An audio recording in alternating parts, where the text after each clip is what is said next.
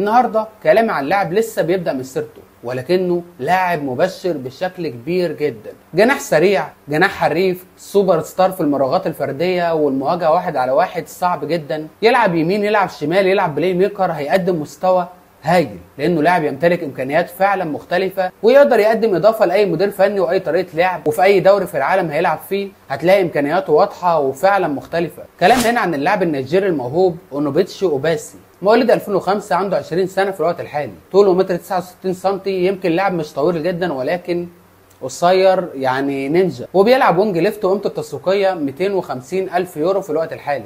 شوف ده بعد موسم واتنين هيكون قيمته كام، خد بالك. وبس بدأ مع اكاديميه اسمها اليكس في نيجيريا، اتأسس هناك وعرف ايه هي كرة القدم، وانتقل بعدها لنادي بيوندي ليميتس، وده احد الانديه في نيجيريا. قدم مستوى هايل وكان واحد من افضل لاعبي الفريق، وكان مستواه فعلا ممتاز جدا. لاعب سوبر في الصناعه، سوبر في التهديف، قادر يقدم مستوى فعلا رائع مع الفريق ده. وبعد ما تألق هناك وقدم مستوى هايل، وكان اكتر لاعب عمل مراوغات صحيحه في الدوري بشكل كامل في اخر موسم ليه، ادى ان في موسم 23-24 ينتقل للدوري النرويجي عن طريق نادي فالرينجا. بكام بقى؟ ب 400,000 يورو، وده رقم كبير جدا بالنسبه للاعب محدش عارفه، لسه ما عملش مستوى كبير داخل القاره. لو اللاعب ده اتعرض على احد الانديه المصريه وقال لك عاوزين 400,000 يورو، ايه يا عم ده غالي جدا. لا طبعا، انا شفت اللاعب، لكن انديه النرويج والدنمارك والسويد دايما بتستثمر في لعيبه صغيره في السن داخل افريقيا، وفعلا مواهب بتقدر تقدم لهم اضافه فنيه وتسويقيه فيما بعد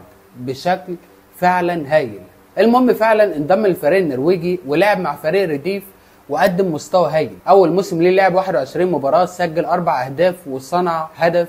ورغم ان المعدل مش كبير، ولكن فريق فالرينجا على مستوى الريديف فريق مش قوي، يعني بيخسر بنتائج كبيره، بس فعلا اللاعب قدم مستوى هايل. وفي نفس الموسم ده اتصعد للفريق الاول وشارك في 4 مباريات. بعدد دقائق كان 44 دقيقه فقط، عدد مش كبير، تقريبا بيشارك 10 دقائق في كل مباراه، بس لاعب بيبدا مسيرته ولسه يعني قدامه كتير وعدد دقائق كبير الفتره اللي بعد كده. ومع ذلك في الدوري قدر يسجل هدف، وفي الكاس قدر يصنع هدف وسجل هدف، وقدم مستوى فعلا هايل مع الفريق الاول رغم عدد الدقائق اللي كان بياخدها اللي فعلا قليله جدا. وبالمناسبه الفريق ده كان بيلعب في دوري الدرجه الثانيه، مش الدوري الدرجه الاولى او الممتاز بالنسبه اللي عندنا في الدوري المصري يعني. فمع نهايه الموسم كان متصدر دوري الدرجه الثانيه وصعد للدوري الممتاز، وموجود في الدوري الممتاز في الوقت الحالي. والجميل ان اوباسي مكمل مع الفريق الاول، ما نزلش للرديف مره ثانيه، واتوقع ليه مستقبل كبير جدا، وانه يقدم مستوى هايل الموسم الحالي ويقدر يعمل بصمه قويه مع الفريق في الدوري الممتاز باذن الله. لانه بس لاعب فعلا عنده امكانيات هايله، لاعب مرن سريع، كورته كويسه جدا، مراوغ ممتاز في الواحد على واحد. لازم يتعمل له حساب كبير، مش هقول لك 1000 حساب، لازم تعمل له حساب، وما تفكرش انه هيراوغ لمجرد المراوغه، لا، هو لاعب ايجابي وبيراوغ لاجل انه يوصل للمرمى.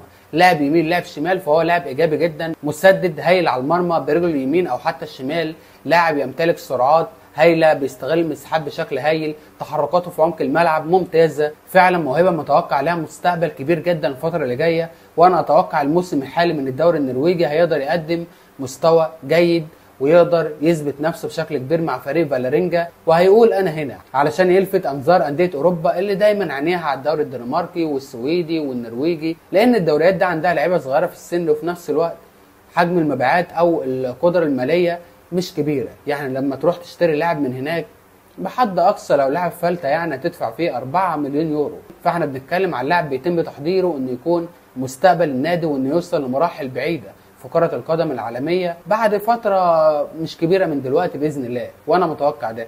عنده بعض السلبيات لازم يشتغل عليها، ولاعب مش قوي، لاعب يمكن طوله مؤثر عليه في الالتحامات الأرضية، بس هو لاعب يمتلك إمكانيات يقدر يوظفها بشكل هايل مع أي فريق، بس يشتغل على المستوى البدني بشكل أكبر، ومستوى القرار اللي عنده هيتطور مع المباريات. وبس يا سيدي، لحد هنا أنا خلصت كلامي. عاوزك تقول لي رأيك في اللاعب في الكومنتات تحت. هل هو فعلا لاعب موهوب ويقدر يقدم مستوى هايل مع فريق فالرينجا في الموسم الجديد، وبتشوف انه يقدر يوصل لمكانه بعيده في اوروبا، ولا لسه قدامه كتير وممكن ما يثبتش نفسه ويرجع افريقيا تاني؟ بص، هستنى الكومنت بتاعك لانه يهمني جدا.